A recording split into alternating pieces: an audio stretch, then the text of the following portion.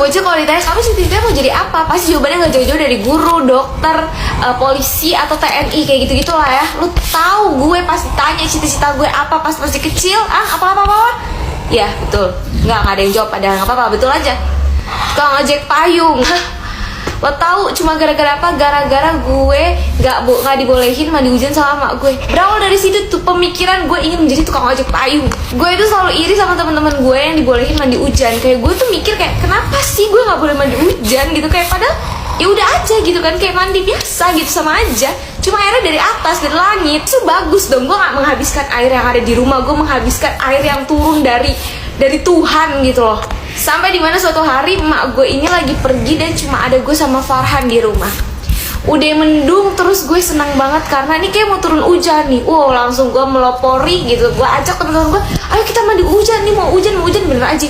Hujan gluduk gede banget dan beneran dari rumah gue tuh sampai tergenang gitu sampai semata kaki. Untuk pertama kalinya gue mandi hujan dan gue suka banget, sumpah gue ketagihan. Gue yang kayak berharap tuh tiap hari semoga mak gue pergi dan turun hujan biar gue bisa mandi hujan terus. Mungkin dari dulu memang otak gue ada otak duit gitu kan. Jadi kayak gue waktu itu pernah melihat waktu gue jalan sama keluarga gue hujan dan kita nyewa tukang ojek payung, yang dimana si yang menyediakan jasa payung ini adalah bocil-bocil sumuran gue.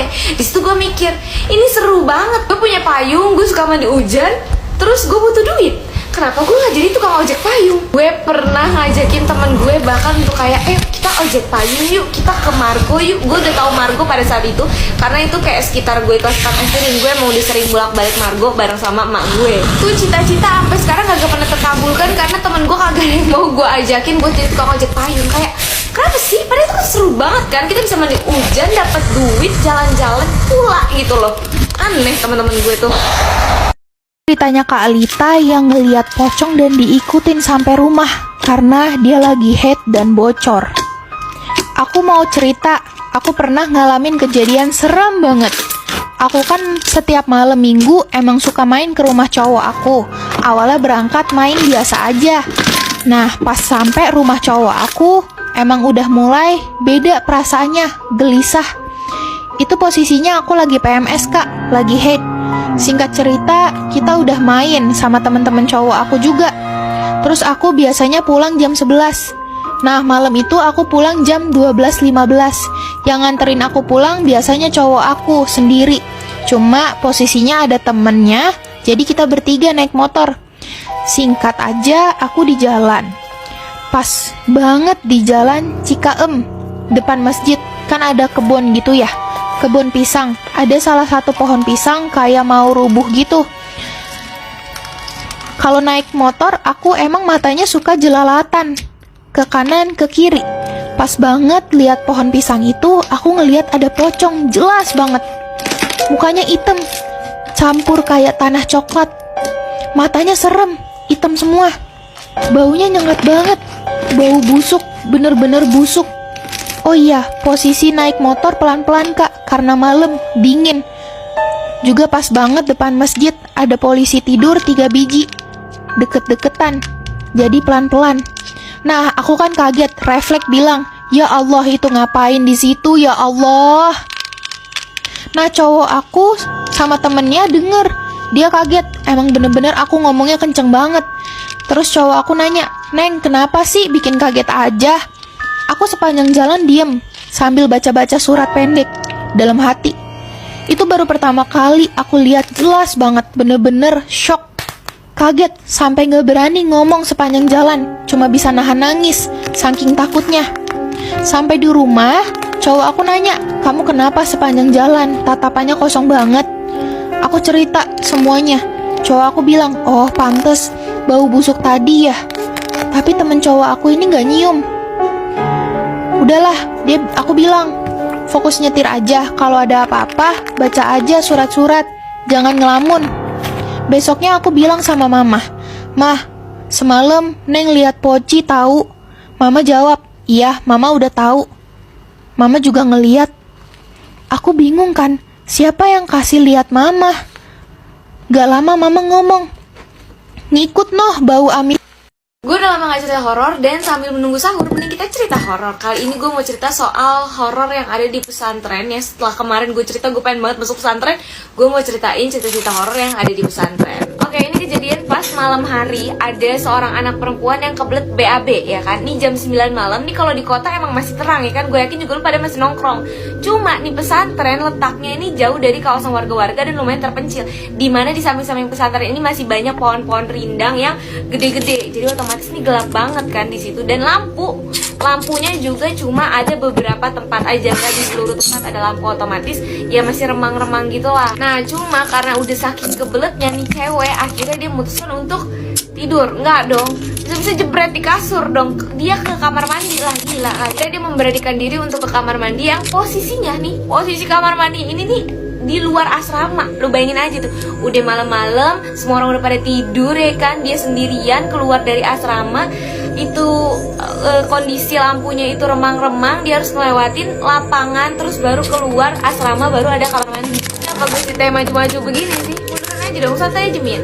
Sampailah dia di kamar mandi. Jadi kamar mandi itu ada 2 bilik, dan di tengah-tengahnya itu ada sekat tembok gitu. Tapi di tengah tembok di sekatan itu tuh ada bolongan yang bisa lah untuk ngoper kayak sabun, sampo dari kamar mandi satu ke kamar mandi satunya lagi. Nah pas sampai di kamar mandi, si cewek ini tuh udah ngeh kalau di kamar mandi satunya lagi tuh ada orang yang lagi mandi, karena suara jebar-jeburnya tuh kayak buru-buru dan kenceng banget. Tapi dia nggak peduli karena kayak udah kebelet banget, dari ujung nih kayaknya dikit lagi tuh udah cepirit gitu. Gak cerita akhirnya udah kelar buang hajatnya, habis itu mau cebok dong. Pas dilihat, ini ngapa gayung kagak ada gitu kan. Ini dia baru sadar kalau nggak ada gayung dan nggak ada sabun juga. Pikir dong, ini gimana nih, udah nggak ada tisu juga kan, udah berasa orang barat kita pakai tisu kan, nggak bisa tuh, nggak enak kan. Akhirnya ini karena di kamar mandi sebelah itu masih jebar-jebur terus, nih udah kagak tahu deh berapa ember yang dihabisin, karena dia jebur-jeburnya tuh cepet banget, dan kayak berarti kan kayak air yang dibutuhin sama dia tuh banyak banget kan.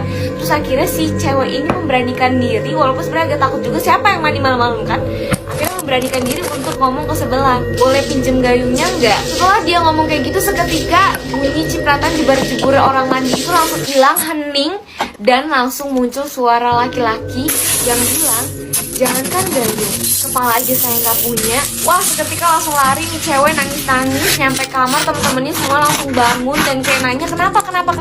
Tambah kaget lagi, si ceweknya lupa pakai celana. Kalau gue jadi dia juga panik sih, kayak gue udah lupa tuh celana bodo amat deh celana, yang penting gue kabur dari situ.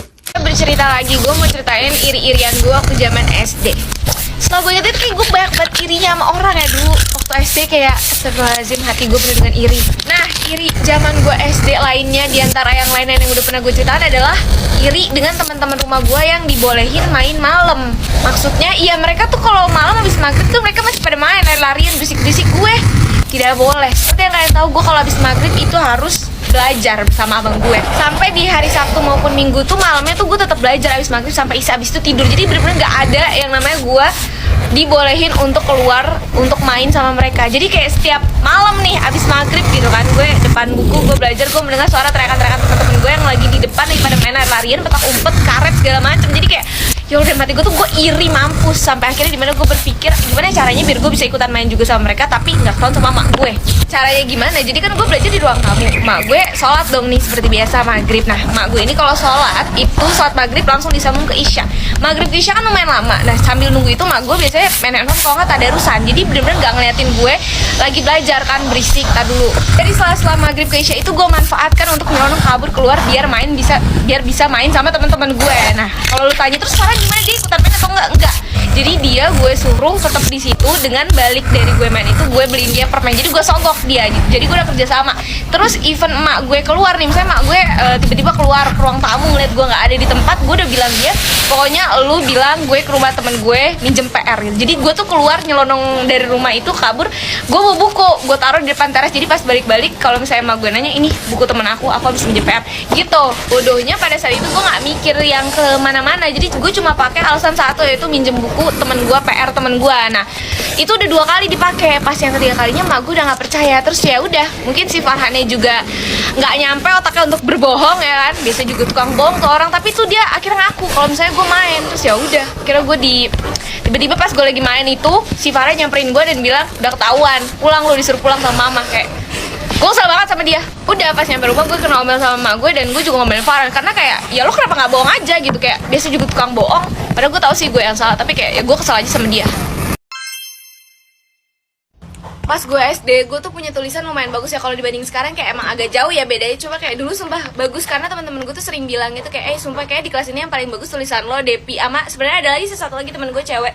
Cuma menurut gue tetap bagusan gue. Ih najis, sombong banget. Terus ya udah, itu tuh kita pertahankan, dua orang ini, gue sama temen gue yang punya tulisan terbagus di kelas, kita pertahankan sampai kelas 4 SD, dimana ada murid baru yang datang dengan tulisan lebih bagus daripada kita berdua. Orang-orang kalau ada murid baru biasanya nggak mau tersaingi kecantikan ataupun kepintaran, karena gue punya temen yang ranking 1 terus pas ada murid baru ini dia merasa tersaingi karena nih murid baru lumayan pinter gitu, sering jawab-jawab pertanyaan dari guru.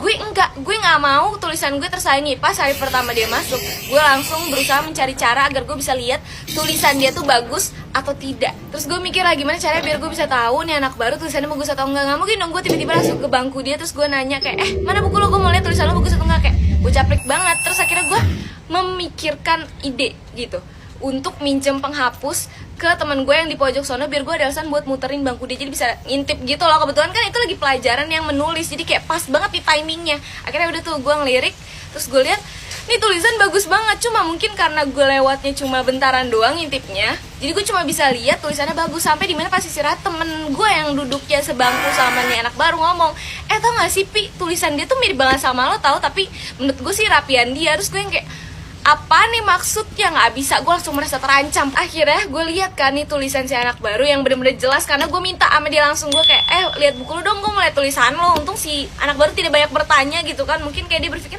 apa nih orang freak banget tiba-tiba minta buku gue, tapi kayak dikasih sama dia. Terus pas gue lihat beneran mirip, dan apalagi huruf S-nya, sumpah ini nggak penting banget, tapi gue nggak suka kalau tulisan gue tuh sama. Terus kayak gue ngerasa, ya apaan sih, gue nggak mau. Akhirnya gue ubah cara tulis gue. Lo tau gak sih, huruf S kan biasanya biasa aja gini kan, gue ubah biar berbeda gitu dibanding yang lainnya. Gue ubah tulisannya tuh kayak huruf H tapi dibalik, jadi kayak huruf S. Ngerti gak sih? Kayak gini nih gue contohin. Nih orang-orang kan dulu S-nya kayak gini kan, kayak udah biasa aja gini. Nah gue tuh kayak sedikit mirip angka 5 tuh, kayak gini kan, kayak aneh kan. Demi apapun itu huruf S teraneh gue, tapi pada saat itu gue berpikir kayak itu keren karena gue beda sendiri, gue unik. Sampai dimana anak baru ini mengikuti huruf S gue. Tambahlah nih besar kepala nih orang Yasmin pada zaman dahulu gitu. Terus gue yang kayak, gue pura-pura nanya gitu ke dia, kok tulisan S lu mirip sama gue sih, gue bilang gitu kan. Terus dia ngaku, dia bilang iya soalnya gue ngikutin S tuh. Gue yang kayak, gue langsung merasa trendsetter dan menjadi lebih perempuan yang berpower di kelas itu. Ih gak jelas banget, coba sumpah emang aneh banget iri-irian zaman SD gue. Coba cerita horor dong kak, pengen tahu muka seriusnya. Yakin ya? Oke guys, jadi waktu itu tuh pernah aku lagi belajar tengah malam jam 11. Terus tiba-tiba aku lapar kan. Jadi aku ke dapur dan masak Indomie. Nah kebetulan waktu itu tuh semua orang di rumah udah pada tidur. Lampu juga udah gelap, sunyi, gak ada suara sama sekali. Jadi aku masak tuh Indomie soto pakai telur gitu kan biar mantep. Terus udah selesai masak, aku makan kenyang, itu udah sekitar setengah 12. Terus habis makan Indomie kan pasti aus ya, seret. Jadi aku cari minuman dan aku ambil gelas beling, aku ke dispenser. Jadi letak dispenser aku di tengah gini ya guys. Di samping dispenser ada kulkas. Di sini, di bagian sini tuh nggak ada apa-apa guys. Jadi aku udah isi tuh gelas beling aku pakai air dari dispenser dan aku minum kan guys. Pas aku lagi minum, glek glek glek, tiba-tiba di kuping sini aku ada yang bisikin.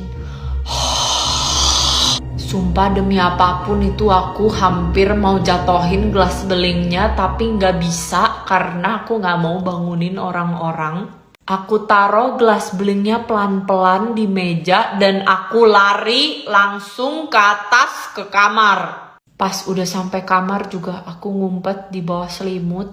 Pada saat itu bulu kuduk aku merinding, aku nggak bisa mikir gimana, aku cuma bisa berdoa. Terus pas aku udah di kamar pun aku masih bisa dengar ada beberapa suara dari luar kamar. Dan itu kejadiannya beneran terjadi sama aku waktu aku